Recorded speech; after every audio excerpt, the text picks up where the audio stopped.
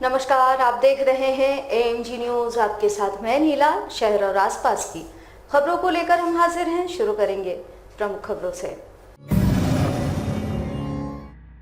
जमशेदपुर में जारी है चोरों का आतंक। साक्षी बाजार में चोरों ने दिया बड़ी घटना को अंजाम। पुलिस जुटी जांच में। देश में लगाए गए आपातकाल के 46 वर्ष पूरे होने पर भाजपा ने देश भर में मनाया काला दिवस। आपातकाल के खिलाफ आवाज बुलंद करने वालों को किया सम्मानित। राज्य के उप मुख्यमंत्री रहे स्वर्गीय सुधीर महतो के 65वीं जयंती पर आम और खास लोगों ने उन्हें किया याद, अर्पित की श्रद्धांजलि।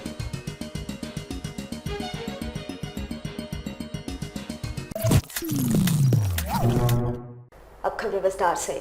जमशेदपुर में चोरों का आतंक जारी है, जहां बीती रात चोरों ने साक्षी थाना अंतर्गत झंडा चौक के समीप 4 दुकानों में चोरी की घटना को अंजाम दिया है। मामले की जानकारी मिलते ही सिटी एसपी सुभाष चंद्र जाट दल बल के साथ मौके पर पहुंचे और मामले की छानबीन में जुट गए।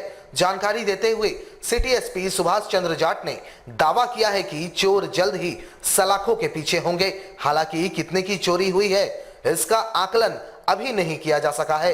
अनुमान लगाया जा रहा है कि चोरों ने लाखों नकदी के अलावा दुकान में रखे सामानों की भी चोरी की है। घटना के बाद साक्षी बाजार के दुकानदारों में आक्रोश देखा गया। सिटी एसपी सुभाष चंद्र जाट ने बताया कि जमशेदपुर पुलिस विगत दिनों हुए चोरी के मामलों में काफी सक्रिय रही है और चोरों को सलाखों के पीछे भेजने में सफल भी रही है। इस मामले का भी जल्द ही उद्भेदन कर लिया जाएगा। झंडा चौक के पास में 4 दुकानों में ये ड्रॉवर को तोड़ के कैश की चोरी की गई। इसमें ये दुकान वल्नरेबल पॉइंट है, वहाँ से ब्रेक की गई है। इसमें मौके पर एएसपी सिटी एसएसओ साक्षी पहुँचे, छानबीन करके अग्रसर कार्रवाई की गई। ये एग्जैक्ट अमाउंट अभी नहीं पता है, लेकिन जैसे जैसे इन्वेस्टिगेशन प्रोग्रेस होगा, अभी स्टेटमेंट लेंगे, उसके बाद सारी चीज़ें क्लियर हो जाएंगी और हम लोग उम्मीद करते हैं कि हम लोग बहुत जल्दी चोरों को पकड़ें। अभी सिर्फ कैश की चोरी की बात सामने आई। आज 25 जून है। देश में आपातकाल के 46 वर्ष पूरे हो गए। आपको बता दें कि 25 जून 1975 को देश के तत्कालीन प्रधानमंत्री स्वर्गीय इंदिरा गांधी के शासनकाल में देश में इमरजेंसी लगाई गई थी। भाजपा उस दिन को याद करते हुए आज के दिन विरोध दिवस के रूप में काला दिवस मना रही है। जमशेदपुर जिला भाजपा कार्यालय में राज्य के पूर्व मुख्यमंत्री सह पार्टी के राष्ट्रीय उपाध्यक्ष रघुवर दास ने मीडिया से बात करते हुए तत्कालीन प्रधानमंत्री स्वर्गीय इंदिरा गांधी और कांग्रेस को देश में आपातकाल लगाने और दुनिया का सबसे बड़ा लोकतांत्रिक देश के मत्थे पर आपातकाल का कलंक लगाने का आरोप लगाया। तो विरोध दिवस के रूप में मनाने का निर्णय लिया। उसी निमित्त आज महानगर भारतीय जनता पार्टी के इस कार्यालय में जो 25 जून 1975 जो भारत के लोकतंत्र पर एक काला अध्याय लिखा गया, उसके विरोध में भारतीय जनता पार्टी आने वाली पीढ़ी को जो स्वतंत्रता के बाद भारतीय इतिहास में जो लोकतंत्र के साथ के ऊपर धब्बा लगाया कांग्रेस पार्टी और श्रीमती इंदिरा गांधी के द्वारा, और 1975-76 में लोकशाही इमरजेंसी लगने के बाद खतरे पर हो, लेकिन देश के सारे लोकतंत्र प्रेमी राजनीतिक दल, राष्ट्रीय स्वयंसेवक संघ, अनेक सामाजिक संगठन के शांतिपूर्ण प्रदर्शन के कारण श्रीमती इंदिरा गांधी और कांग्रेस की लोकतंत्र का परिवार तंत्र में जो बदलने का षड्यंत्र था वो सफल नहीं हुआ। राज्य के पूर्व उप मुख्यमंत्री स्वर्गीय सुधीर महतो की आज 65वीं जयंती है। इस मौके पर झामुमो नेताओं के साथ उनके परिवार के सदस्यों द्वारा उन्हें याद कर श्रद्धांजलि दी गई। ईंचागढ़ की विधायिका और स्वर्गीय सुधीर महतो की पत्नी सविता महतो ने बताया कि उनका पूरा परिवार झारखंड आंदोलन से जुड़ा रहा है। उन्होंने अपने दिग्वंत पति को याद करते हुए उन्हें श्रद्धांजलि अर्पित की। श्रीमती सविता महतो ने झारखंड वासियों एवं ईंचागढ़ की जनता के प्रति आभार प्रकट करते हुए कहा कि उनके दिग्वंत पति ने ईंचागढ़ और झारखंड के विकास का जो सपना देखा था उसे हर हाल में पूरा किया जाएगा। आज स्वर्गीय सुधीर महतो जी का जन्म जयंती में पूरा राज्य में हर पंचायत हर प्रखंड में और सही निर्मल महतो स्टेडियम में आज उनकी जयंती मनाए जा रहे हैं और उनका जो अधूरा सपना है उस काम को आगे बढ़ाने के लिए हमारे झारखंड मुक्ति मोर्चा में हम लोग सभी मिलकर कैसे आगे बढ़ाएंगे उनका अधूरा सपना, इसी के लिए पूरा राज्य के शहीदों को मैं नमन करती हूँ, प्रणाम। जमशेदपुर के बिष्टुपुर स्थित गैरेज गांव में नवनिर्मित झारखंड गैरेज मजदूर यूनियन कार्यालय का उद्घाटन ईंचागढ़ की विधायिका सविता महतो ने किया।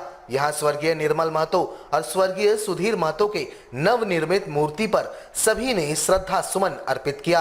गौरतलब हो कि पूर्व मंत्री स्वर्गीय सुधीर महतो की जयंती के मौके पर ये उद्घाटन किया गया। गैरेज गांव की स्थापना स्वर्गीय सुधीर महतो ने की थी और यहां बड़ी संख्या में गैरेज हैं। गैरेज में आने वाले महिला ग्राहकों को बैठने की असुविधा को दूर करने के उद्देश्य से इस भवन का निर्माण किया गया, जिसका उद्घाटन के बाद इसे यूनियन को सुपुर्द कर दिया गया।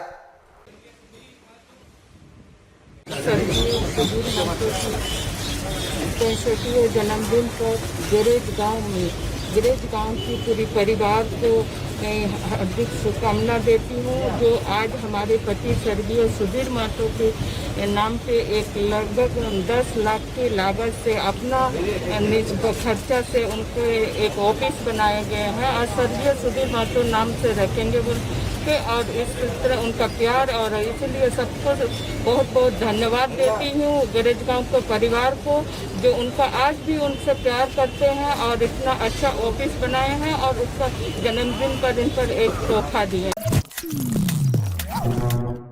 सफेद दाग लाइलाज नहीं है, इसका 100% इलाज संभव है, ये कहना है कोल्हान के सबसे बड़े सरकारी अस्पताल एमजीएम अस्पताल के चर्म रोग विशेषज्ञ डॉक्टर एएन झा का। यह बातें उन्होंने अस्पताल के सभागार में आयोजित वर्ल्ड विटिलिगो डे के मौके पर एक सेमिनार के दौरान कही। डॉक्टर झा ने बताया कि सफेद दाग को लोग अंधविश्वास से जोड़कर देखते हैं, लेकिन आधुनिक चिकित्सा पद्धति में इसका इलाज 100% संभव है।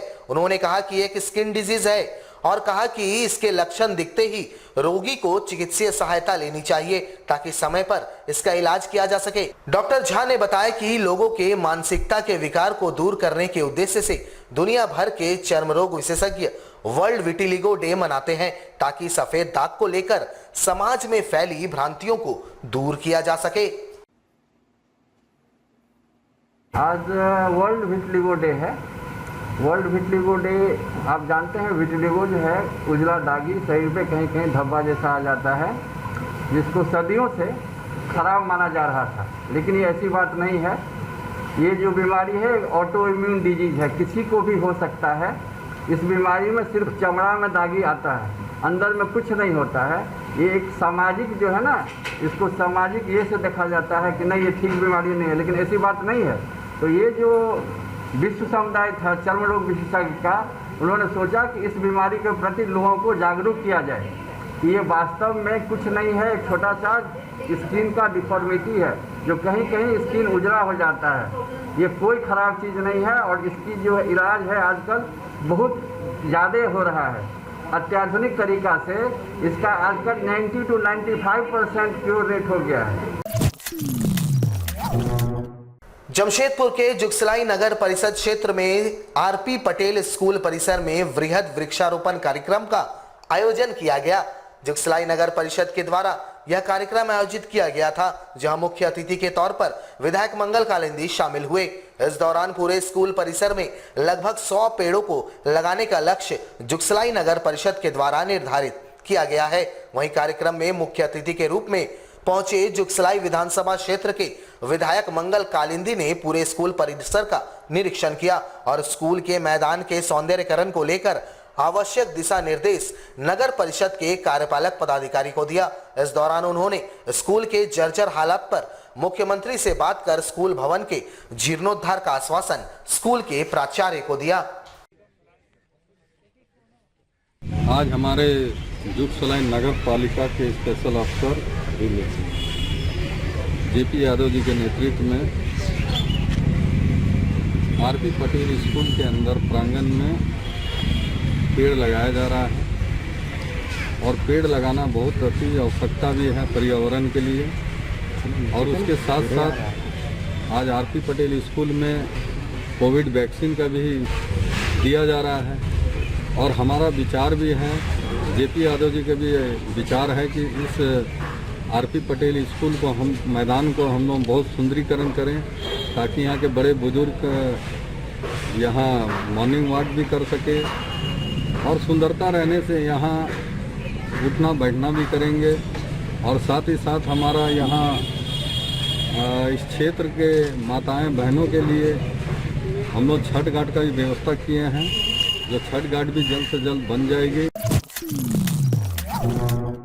जमशेदपुर के उत्तरी सुनसुनीगढ़िया पंचायत भवन में टीकाकरण का जायजा लेने क्षेत्र के विधायक मंगल कालिंदी पहुंचे और लोगों से ज्यादा टीकाकरण के प्रति अन्य लोगों को जागरूक करने का आग्रह किया। इस दौरान पंचायत भवन में टीका लेने वाले लाभुकों की भीड़ उमड़ पड़ी। 18 वर्ष आयु वर्ग से 44 वर्ष तक का ऑफलाइन टीकाकरण होने से लोग भारी संख्या में पंचायत भवन पहुंचे, जहां विधायक टीकाकरण केंद्र पहुंचकर लोगों से सामाजिक दूरी का पालन करते हुए टीका लेने की अपील की। उन्होंने कहा कि टीके को लेकर कुछ भ्रांतियां समाज में फैलाई जा रही है, उन भ्रांतियों को दूर करते हुए स्वयं टीका लेकर अन्य लोगों को भी टीका के प्रति जागरूक करने की जिम्मेवारी हर एक नागरिक की है, क्योंकि राज्य के मुख्यमंत्री लगातार प्रयासरत है कि राज्य की जनता 100% टीकाकरण में अपनी सहभागिता सुनिश्चित करे। कि आप ग्रामीण क्षेत्र में चल जाइएगा तो ग्रामीण क्षेत्र में वैक्सीन लेने वाला व्यक्ति कम हो रहा है, क्योंकि लोग गलत अफवाह कर रहे हैं। क्योंकि उसके लिए हम लोग प्रत्येक पंचायत में जाके घूम के गांव में जो है सबको जागरूक कर रहे हैं कि वैक्सीन लेना जरूरी है और शहर के लोग में जागरूकता है, इसीलिए जो है वो लोग वैक्सीन ज़्यादा से ज़्यादा लेने के लिए यहाँ उपस्थित हो रहे हैं। जो सरकार का गाइडलाइन है वो गाइडलाइन को देखते हुए और सब जागरूक है, वैक्सीन लेने के लिए आए हैं कि हमको वैक्सीन मिलना चाहिए। तो ये तो बड़ी खुशी की बात है कि ज़्यादा से ज़्यादा संख्या में आके लोग यहाँ में वैक्सीन ले रहे हैं और जहाँ भी वैक्सीन हो रहा है हम लोग वहाँ सर्वे कर रहे हैं। हमारे साथ लगातार जुड़े रहने के लिए आप हमें YouTube पर जरूर सब्सक्राइब करें। आज के लिए बस इतना ही। कल आपसे फिर मिलेंगे कुछ नई खबरों के साथ। तब तक के लिए AMG न्यूज़ की पूरी टीम को दीजिए इजाजत। नमस्कार।